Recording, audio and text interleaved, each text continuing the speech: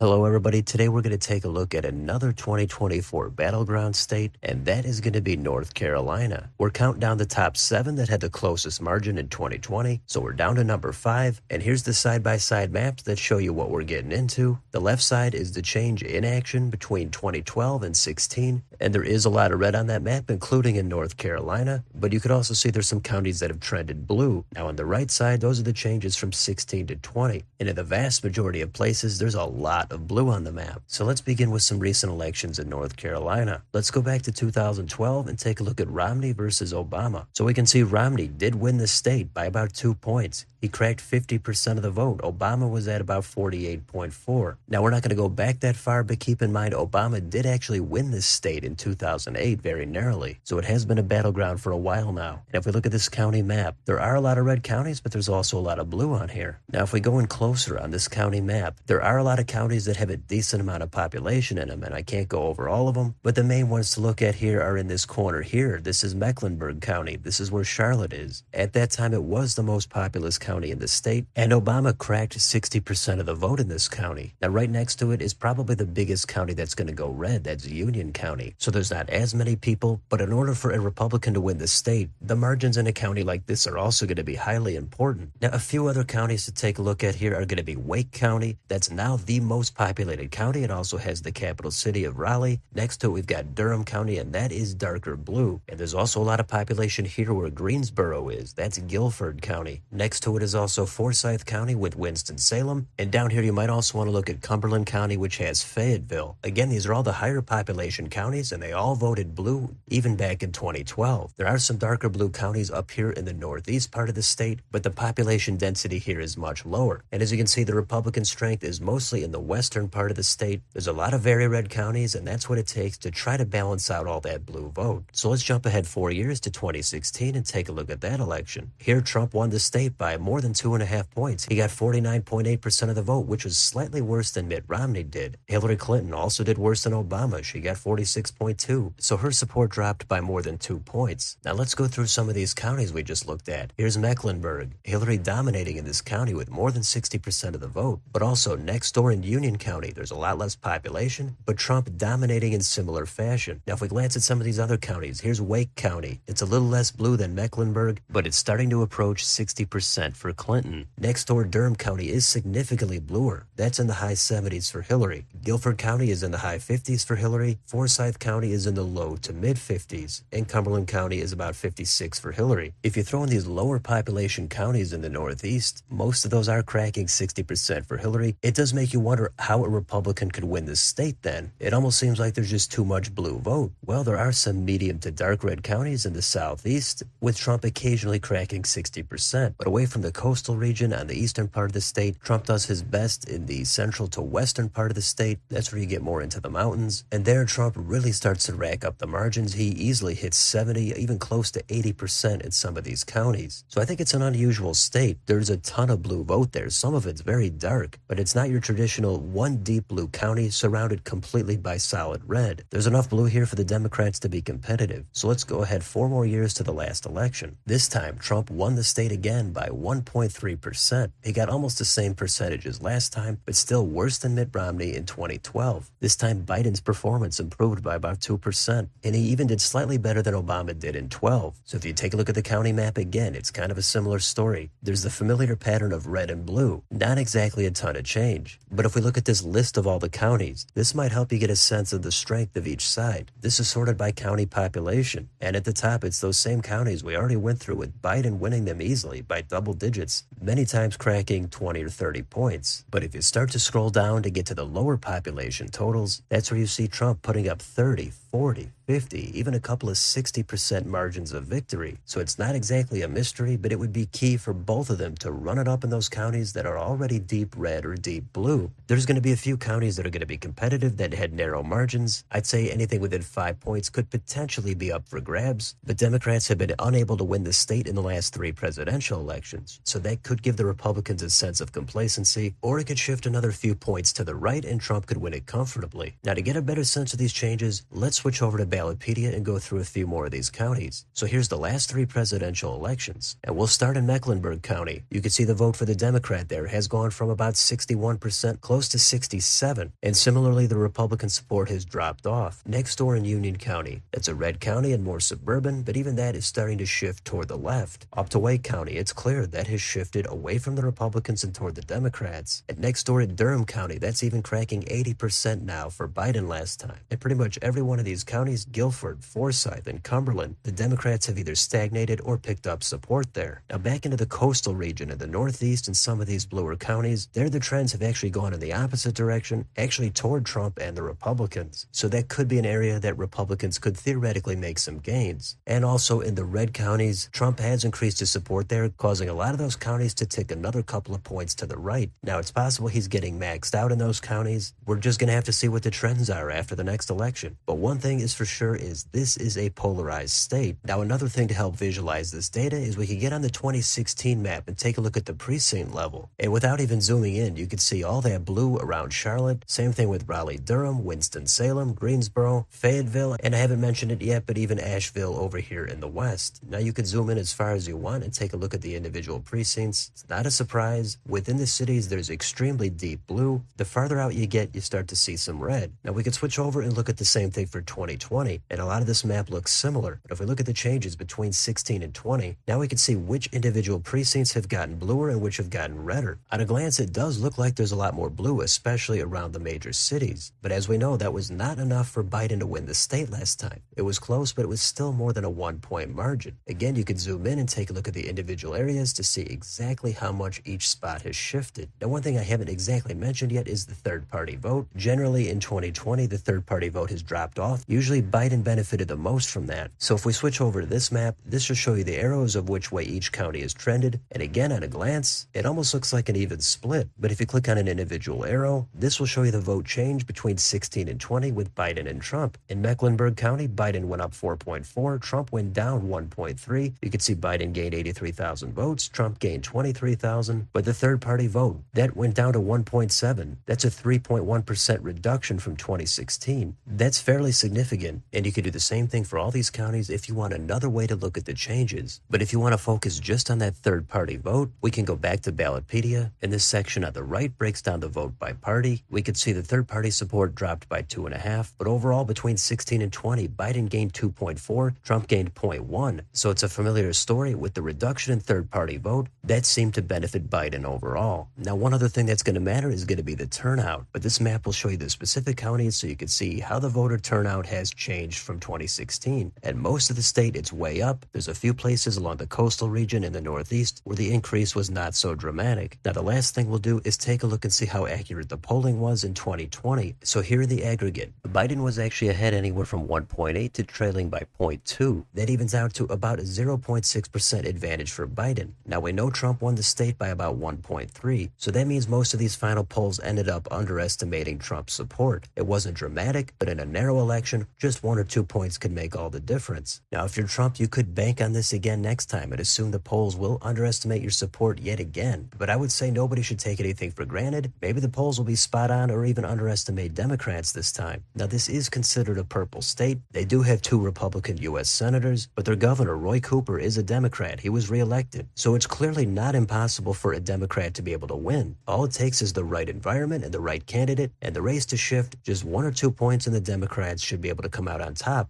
Now, we also don't know how many candidates are going to be on the ballot. If there's 5 or 6 candidates, that could change things. But in this head-to-head matchup, we know Trump has to make those extremely red counties even redder, and he has to hold the margins in some of those bluer suburban counties. Biden's going to be looking to run it up huge in his blue counties, and also some of those counties that have started to trend toward the right in the northeast part of the state. The recent polls have shown Trump with a clear advantage in the state, but it's way too far off to say what's actually going to happen. I would say Trump is favored, but it would be completely stunning if it was some kind of a significant margin. I don't think Democrats should completely give up on the state because it's not impossible they could pull out a win here under the right circumstances. Their better bet might be for governor at this point, but for president, it's clear this has been a very narrow state in at least the past 3 elections. It's probably going to be close yet again. We're going to see what happens, but that's an overview of the recent political history of North Carolina. So let me know in the comments, what do you think about this state? What do you think are the key areas for Trump and for Biden? What are the key trends or demographics to take a look at? And what do you make of the polling? Let me know down below on your way out. Don't forget to like, share, and subscribe. Join if you'd like to support the channel. Thanks for watching, and I'll see you next time.